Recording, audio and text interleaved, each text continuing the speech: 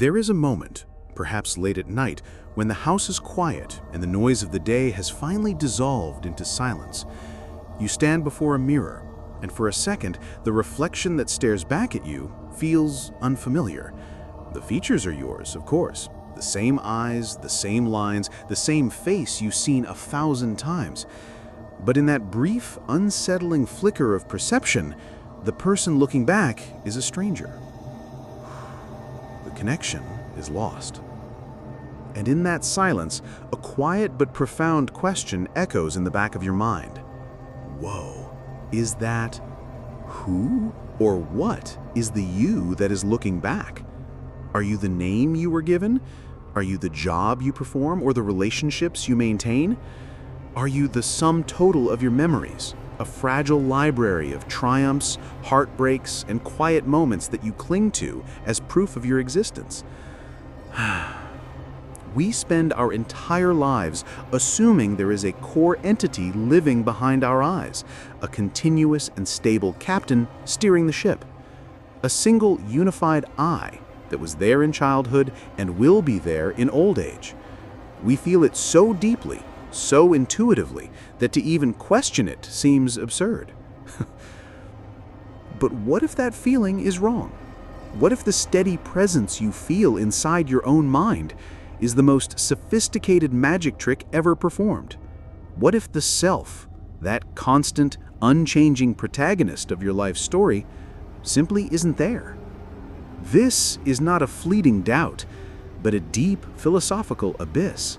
The idea that who you think you are is nothing more than a phantom, a story your mind tells itself to make sense of a chaotic storm of information, a ghost that vanishes the moment you try to touch it.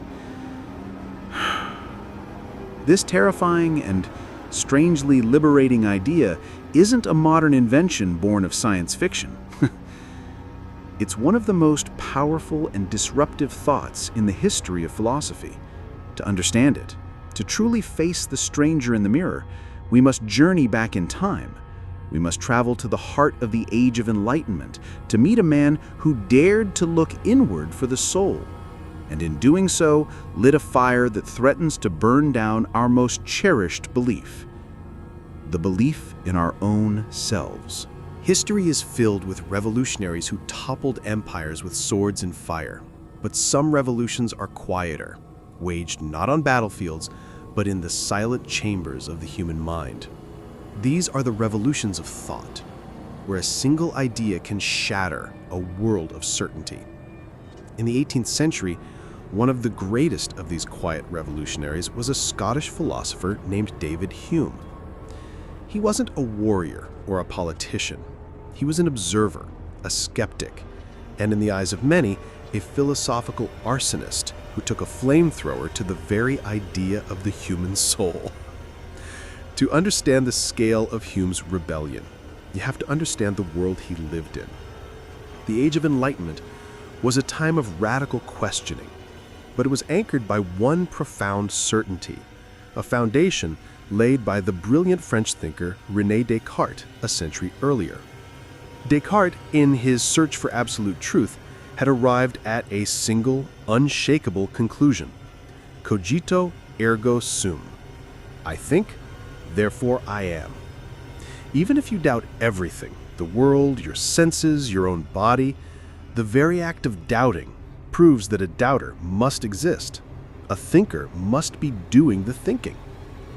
This idea became the bedrock of Western thought. The self was conceived as a permanent, rational entity, a soul, a ghost in the machine.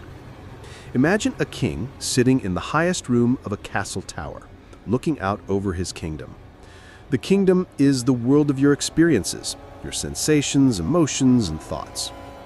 The king is your self, a separate, stable, and continuous being who is doing the watching. This king might be happy or sad. The weather in his kingdom might change, but the king himself remains the same. He is the constant, the commander, the ghost that inhabits the body. This was the fortress of identity that had stood for centuries. And then came David Hume, who decided to see this king for himself. Armed with the principle of radical skepticism, his method was deceptively simple. If something truly exists, we must be able to trace it back to a direct experience, a perception. You believe in a table because you can see and touch it. You believe in warmth because you can feel it. So, Hume asked, where is the perception of this self? He invited us to perform a simple yet world-shattering experiment. Turn your attention inward and try to catch yourself. He looked inside, past the noise and the chatter, searching for the singular entity that was supposed to be in charge. And what he found was nothing. The throne was empty. There was no king. There was no permanent, unchanging I to be found. When he looked inward, he never once caught a glimpse of a self separate from his experiences. All he could ever find was a particular perception, a feeling of cold, a pang of hunger, a memory of a conversation, a flicker of an idea. The mind was not a castle with the king, but a chaotic, vibrant, and perpetual parade of thoughts, feelings, and sensations, appearing and disappearing from one moment to the next. This wasn't just an abstract thought experiment, it was an act of intellectual demolition. If there is no continuous self, what happens to the concept of an immortal soul, the very foundation of religion? If the you of today is just a different collection of thoughts from the you of yesterday, what does that mean for personal responsibility, for promises, for love? Hume had looked behind the curtain of the human mind and declared that the wizard was a myth. The self wasn't the audience watching the show, it was the show itself. This idea was so profoundly unsettling that even Hume admitted he would often leave his study and return to normal life just to escape its dizzying implications. So, if we are not a single solid thing, then what are we? Hume's answer to this question is one of the most elegant and challenging in all of philosophy. He called it the bundle theory. To grasp it, we must be willing to let go of the king in the castle and step directly into the chaos of the parade. David Hume gave a name to the phantom he had discovered, or rather, the lack thereof. He called it the bundle theory. The name itself is deceptively simple, but it contains a universe of thought that completely re-engineers our understanding of consciousness. He famously wrote that the mind is a kind of theater where several perceptions successively make their appearance, pass, repass, glide away, and mingle in an infinite variety of postures and situations. This metaphor is the key. Imagine it. Your mind is a stage. Every sensation you feel, every emotion that washes over you, every memory that flickers into existence, these are the actors. The bright red of an apple is an actor. The feeling of sorrow is an actor. The memory of your first day at school is an actor. They walk onto the stage, play their part for a moment, and then exit, making way for the next one. But here is the twist that shatters everything. In a normal theater, there is an audience watching the play. Hume asks us to look for that audience within our own minds. Search for the spectator, the single unified I that is sitting in the dark watching all these perceptions go by. You will never find it, because according to Hume, there is no audience. There is only the play. You are not the one watching the parade of perceptions, you are the parade. The self is not a thing, it is an event. It is the breathtakingly rapid succession of these actors, so tightly woven together that they create the illusion of a single, solid entity. The self is nothing but a bundle or collection of different perceptions, constantly and forever in flux. So what are these perceptions? What are the threads that make up this bundle? Hume divides them into two simple categories. First, there are impressions. These are our raw, direct, and vivid experiences of the world. The piercing pain of a cut, the warmth of the sun on your skin, the immediate feeling of anger or joy. They are forceful and intense. Then there are ideas. Ideas are simply the faint copies, the echoes of our impressions. The memory of the pain, the thought of the sun's warmth, the contemplation of that past anger. Every complex thought, every abstract concept, every dream you've ever had is, in the end, built from these faint copies of direct experience. Your entire inner universe is constructed from just these two elements: immediate sensations and the ghosts of those sensations. To make this less abstract, think of yourself as a river. We give a river a single name, like the Nile or the Amazon, and we think of it as a single thing. But the water in the river is never the same from one moment to the next. It is a constantly changing flow. The river's identity is not found in its substance, which is always different, but in the continuity of its process. Or think of a nation. A nation has an identity that persists over centuries, yet its people, its laws, and even its borders are in constant flux. The nation is not its individual citizens. It is the pattern, the system, the story they collectively create. So it is with the self. You are not a static statue. You are a dynamic river. You are not a single citizen in your mind. You are the entire ever-changing nation. So why do we feel so solid, so continuous? Hume suggests it's because our perceptions pass by with such incredible speed and coherence. Memory acts as a thread, linking one perception to the next, creating a story, a narrative. Our mind glides over the gaps between thoughts, like a film projector turning 24 still frames per second into the illusion of seamless motion.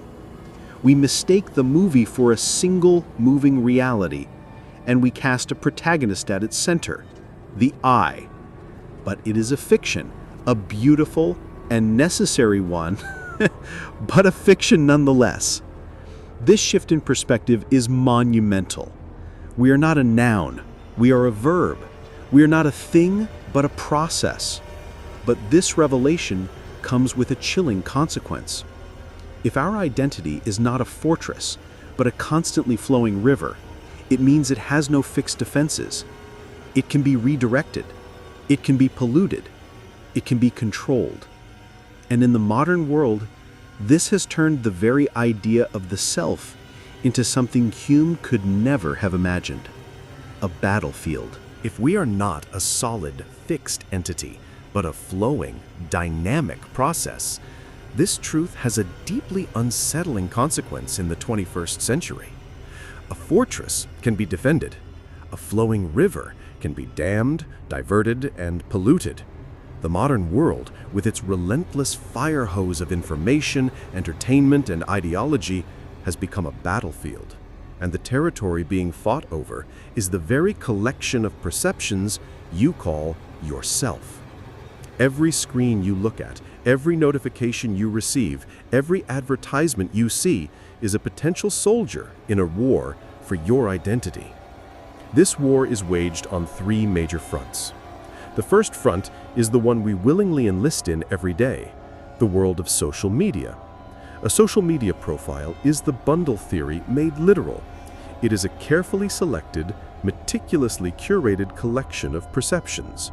The perfect photo from a vacation, a witty status update, a shared article that signals our intelligence and virtue. We gather these digital impressions and bundle them together to construct an idealized version of ourselves. This is not a reflection of who we are, it is a proposal for who we would like to be.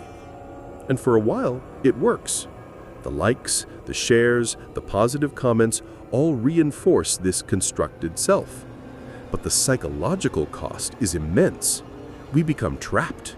We start to mistake the curated bundle for the real thing, and then live in a constant state of low-grade anxiety that our messy, chaotic internal stream of perceptions, our doubts, our fears, our boring moments, will be exposed. This creates a culture of mass imposter syndrome, where we are all performing a version of ourselves for an audience of other performers, terrified that the mask will slip. We become the anxious guardians of a digital statue, while the real, flowing river of our consciousness is ignored, left to feel inadequate in comparison. The second front is far more cynical. It is the realm of propaganda, advertising, and political manipulation. The great manipulators of the modern age understood Hume's lesson, perhaps better than anyone. You don't change people by appealing to a rational, core self. That self is a fiction. Instead, you bypass reason entirely and work directly on the bundle. An advertiser doesn't sell you a car. They sell you the feeling of freedom, the idea of status. They seek to inject a powerful, desirable impression directly into your stream of consciousness, an impression that you will then associate with their product. Political propaganda operates on the same principle, but on a grander scale. It doesn't offer complex arguments, it offers identity. It creates a powerful group bundle, a pre-packaged set of beliefs, symbols, fears, and hatreds. This is intellectually seductive because it simplifies a complex world. By adopting the group bundle, you're given a story, a purpose, and most importantly, an enemy. Nothing solidifies a bundle of perceptions more effectively than defining it against what it is not. The us is forged in the fire of them. This is how the fluid, individual self is hijacked and replaced by a rigid, predictable, and controllable collective identity. Understanding the bundle theory is not just a philosophical exercise, it is an act of intellectual self-defense. The third front is perhaps the most insidious because it masquerades as a form of liberation. It is the modern cultural obsession with finding yourself. We are bombarded with the message that the goal of life is to discover your true, authentic self. But from a Humean perspective, this entire quest is a fool's errand, a recipe for perpetual dissatisfaction. You cannot find something that, in a fixed sense, does not exist. It's like trying to step in the same river twice. The search for a static, true self in the ever-changing flow of your consciousness is a guaranteed failure. And this failure creates a void, an anxiety that consumer culture is only too happy to fill. It sells us our identities back to us one product at a time. The right brand of coffee, the minimalist apartment, the exotic yoga retreat, they are all marketed as tools to help you finally become the authentic person you were always meant to be. We are encouraged to constantly curate and acquire new perceptions, new lifestyle accessories for our bundle under the false promise that one day it will finally be complete. We are sold a myth of arrival, a destination of authenticity that we can never reach, because the journey itself is all there is. So, here we are. Our identities are curated into anxious performances, hijacked by political forces, and commodified by a culture that sells us a myth. We are adrift in a sea of fleeting perceptions, our sense of self a battleground for powerful external forces. Is this the final bleak lesson of the bundle theory? Are we doomed to be puppets in someone else's play, forever manipulated and never truly free? Or is there another way to see it? Is there perhaps a hidden freedom in being nothing at all? It is a terrifying thought. To accept that the very center of your universe, the I you have always known and trusted, is a ghost. To realize that the foundation upon which you have built your life is not solid rock, but shifting sand. We have seen how this fluidity makes us vulnerable to manipulation, anxiety, and control. It seems like a bleak diagnosis of the human condition. But in this terror, buried beneath the uncertainty, lies a profound and radical freedom. The most liberating idea you may ever encounter. If there is no fixed essential self, it means you are not permanently changed to the person you were yesterday. You are not your past mistakes. You are not your failures. You are not the labels that family, friends, or society have placed upon you. The bundle of perceptions that made up you 5 years ago, or even 5 minutes ago, is gone. It exists only as an idea, a memory, a faint echo in the current moment. You are not a prisoner of your own history. Every single moment, you begin again. The river flows on. The great error of our culture is that it casts us as archaeologists, tasked with digging through the dirt of our pasts to unearth some mythical true self. But Hume's great insight reveals that we are not archaeologists. We are artists. The self is not a thing to be found, but a thing to be made. If you are a collection of thoughts, feelings, and experiences, then you have the power to influence that collection. You can become the conscious curator of your own mind. This is not a passive process. It is the active work of a lifetime. It happens in the choices you make every single moment.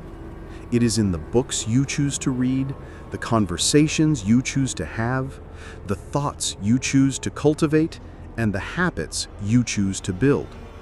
Each decision adds a new thread to the bundle, a new drop of water to the river. You are not discovering who you are. You are actively deciding who you will become. You are the author of your own story, and you have the power to write the next sentence, no matter what was written before. So, go back to the mirror. Stand there in the silence and look at that stranger staring back at you. That face is not a final statement. It is a canvas. The person behind those eyes is not a fixed entity to be understood, but a story waiting for its next chapter. It is not a ghost to be feared, but a potential to be realized. The self is an illusion. It is the most intimate and powerful story ever told. The only question that matters is the one you must answer every single day, with every action you take and every thought you entertain. What masterpiece will you create with it?